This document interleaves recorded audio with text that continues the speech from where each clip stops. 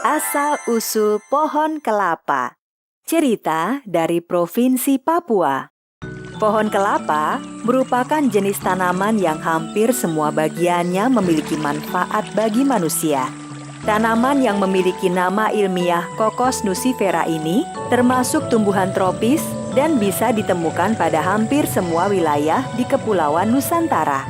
Pohon kelapa memiliki cerita tentang asal-usulnya yang merupakan cerita rakyat dari suku Asmat, Provinsi Papua. Suku Asmat merupakan salah satu suku di Indonesia yang terkenal dengan keahliannya membuat berbagai jenis ukiran kayu. Pada suatu waktu yang lampau, tersebutlah seorang anak bernama Sipriu. Tidak seperti anak-anak suku Asmat lainnya, Sipriu sangat manja kepada ibunya. Anak-anak seusia Sipriu biasanya sudah mulai belajar berburu ke hutan dan mempelajari berbagai keahlian lainnya. Sedangkan ayah Sipriu adalah seorang pemburu handal. Setiap kali berburu selalu mendapatkan hasil. Malam itu, ketika ayah Sipriu membawa seekor burung kasuari hasil berburu, mereka duduk bersama menikmati makan malam. Sipriu, sudah saatnya kamu mulai belajar berburu dan belajar berbagai keahlian lainnya. Tapi Sipriu masih kecil. Dia belum saatnya berburu.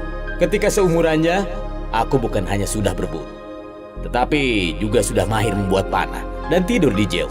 Jeu adalah rumah khusus yang ditempati oleh kaum laki-laki suku Asmat yang belum menikah. Rumah jeu ini tidak boleh dimasuki oleh kaum perempuan. Sedangkan anak laki-laki yang usianya belum mencapai 10 tahun juga tidak diperbolehkan memasuki rumah jeu. Karena engkau terlalu memanjakannya, akhirnya dia menjadi penakut. Hanya untuk tidur di rumah jeu pun dia tidak berani. Ayah Sipriu pun akhirnya pergi ke rumah jeu untuk berkumpul dengan para lelaki dewasa lainnya. Sedangkan Sipriu yang ketakutan tinggal di rumah bersama ibunya. Ketakutan Sipriu bukan hanya karena rumah jeu yang jauh, tetapi juga karena sebuah pohon ucu yang terletak antara rumahnya dengan rumah jeu. Konon katanya, seperti yang sering dia dengar, pohon ucu itu ditinggali oleh roh. Pohon ucu adalah sebutan untuk pohon beringin bagi suku Asmat. Di pohon ucu tersebut memang merupakan tempat tinggal roh. Tetapi orang-orang menganggapnya sebagai roh baik karena suka menolong dan tidak pernah mengganggu. Meskipun demikian, Sipriu yang penakut tetap tidak berani berada di dekat pohon ucu itu, bahkan pada siang hari sekalipun. Dan pada hari itu, mulai nanti malam, Sipriu harus tidur di rumah jeu. Sebagai ibunya, kamu jangan melarangnya, karena hal itu akan melanggar adat. Tentunya kamu tahu akibatnya jika melanggar adat suku kita. Aku dan Sipriu bisa dihukum oleh para tetua adat. Aku tahu anak ini sangat penakut, tetapi di rumah jeu, dia akan mendapatkan bimbingan dari para tetua adat. Aku pun sangat malu punya anak laki-laki yang penakut. Malam harinya, Sipriu dan ayahnya pun berjalan menuju rumah jeu melewati pohon ucu.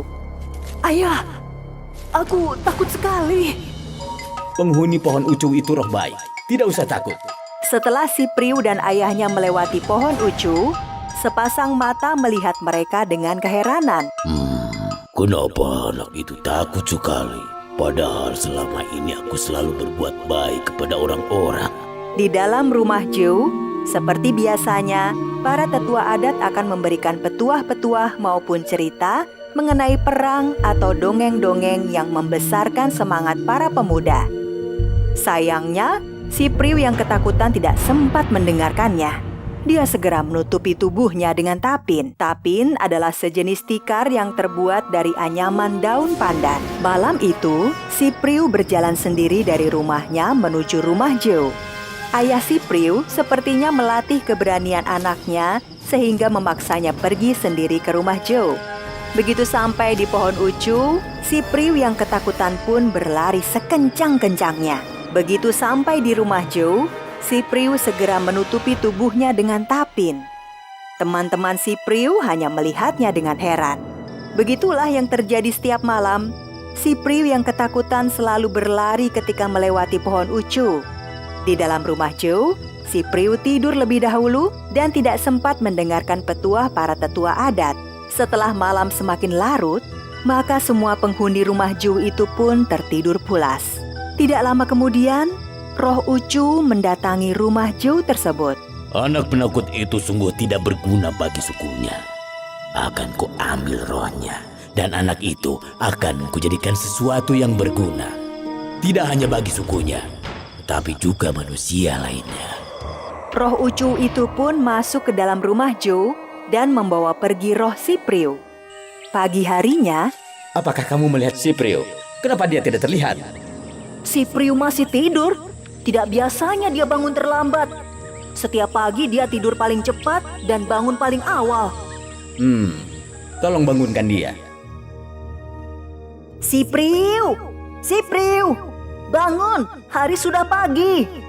Si Priu! Meskipun sudah dibangunkan berkali-kali, si Priu tidak juga bangun. Melihat keanehan tersebut, teman si Priu segera memanggil para warga suku lainnya, termasuk ayah dan ibu si Priu. Mereka pun akhirnya menyadari bahwa si Priu telah meninggal dunia. Ayah dan ibu si Priu pun dilanda kesedihan yang amat sangat. Si Priu yang ternyata sudah meninggal itu pun segera dimakamkan.